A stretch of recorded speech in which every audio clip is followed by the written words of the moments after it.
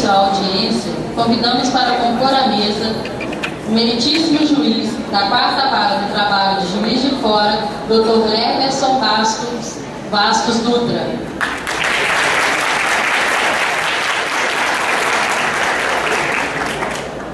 Meritíssimo juiz titular da 1ª Vara do Trabalho de Juiz de Fora, Dr. José Nilton Ferreira Pandeló.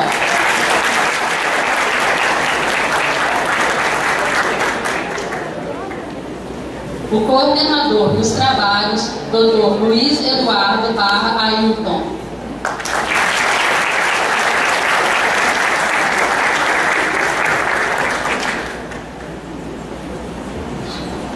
Com a palavra, o coordenador, Dr. Luiz Eduardo Barra Ailton.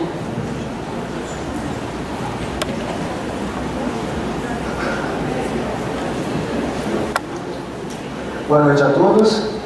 O evento se desdobrará da seguinte forma: o Dr. José Nilton abrirá os trabalhos, tecendo comentários sobre a audiência una e a possibilidade de fracionamento.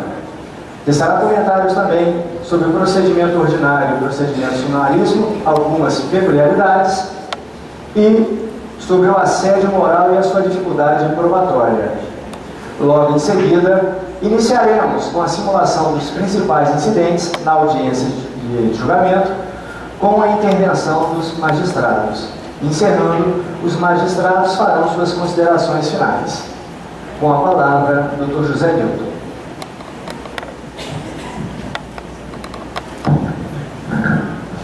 Boa noite a todos. Cumprimento a todos na pessoa da vice-presidente da OAB, doutora Valquíria.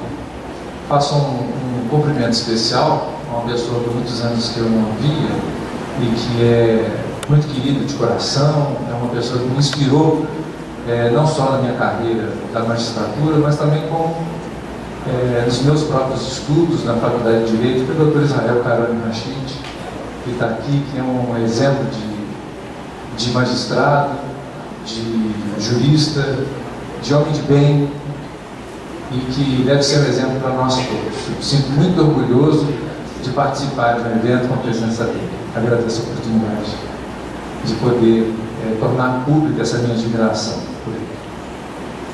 Parabenizo a OAB e as faculdades envolvidas neste evento pela grande oportunidade que é o estudo em volta do processo de trabalho, né? Que a gente sente uma carência grande, ou pelo menos não nos é da área profissional possível ver uma ênfase muito grande no processo de trabalho, né? A gente pelo menos não tem essa visibilidade, principalmente eu que não sou da área acadêmica.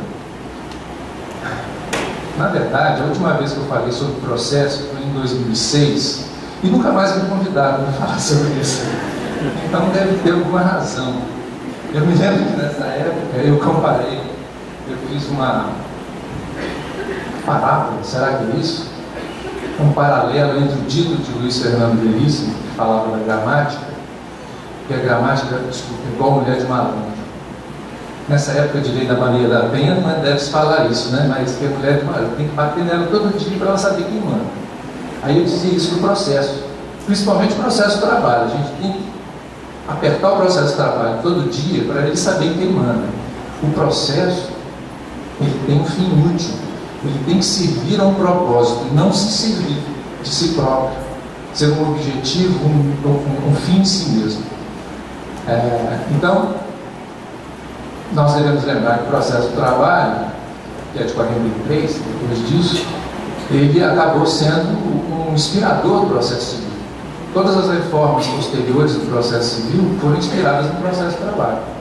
Obviamente, mais célebre, o princípio da oralidade, o princípio da concentração, isso era um negócio maravilhoso naquela época, né? Depois, em razão eu diria, já confessando aqui os nossos vícios e males, um processo que não tem fundamentos científicos sólidos, ele se perde. Né? Tem um artigo aqui que depois eu vou citar rapidamente, que é do juiz a livre, a ampla liberdade de conduzir o processo de trabalho. Então a gente tem quase um códigozinho de processo do trabalho em cada juízo do trabalho desse país, né? Com algumas peculiaridades mais firmes, tanto por região. Minas Gerais é de um jeito, Rio de Janeiro é de outro jeito, Espírito Santo é de outro jeito. Então imagine a dificuldade dos advogados para isso. Então, a última reforma do processo civil, que sempre foi construído e edificado com bases científicas sólidas, né, deu uma mudança grande. E hoje eu diria que o processo do trabalho deve se inspirar no processo civil, não no seu grande arcabouço detalhista de procedimentos, mas sim no objetivo, na vontade política de se reformar e simplificar o processo judicial brasileiro. Dito isso, rapidamente, processo de trabalho, nós temos dois livros básicos, que é o sumário e o sumaríssimo. Vamos chamar o sumário de rito ordinário, por praxe, e o sumaríssimo, que é o sumaríssimo mesmo, né? Nos dois, a audiência deve ser una. Princípio da concentração, princípio da... qual que eu falei mesmo? Celeridade, concentração, né? Então, todas as provas têm que ser produzidas ali. Então, nós temos no rito ordinário uma praxe de se cindir a audiência.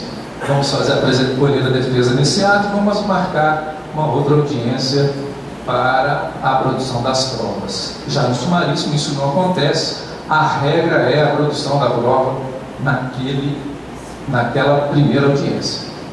Excepcionalmente, uma defesa com volume muito grande de processos, né, de documentos, ou então uma questão que envolve uma análise de fato de muita profundidade, uma tese jurídica de autoindagação.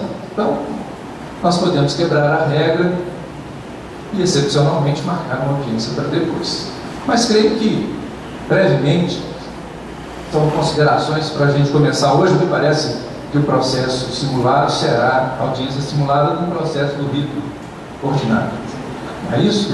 Já é uma instrução, já é uma audiência de instrução, mas me parece que a defesa é apresentada na hora. Nós tivemos a primeira audiência, ela foi fracionada, foi apresentada a defesa, para que a gente tenha um outro incidente, vai ter uma audiência de procedimento mais ou menos no meio da audiência, então, como se fosse a segunda. Tá bom. Então, brevemente, são algumas considerações que eu gostaria de fazer e de improviso. Tá ótimo. Obrigado.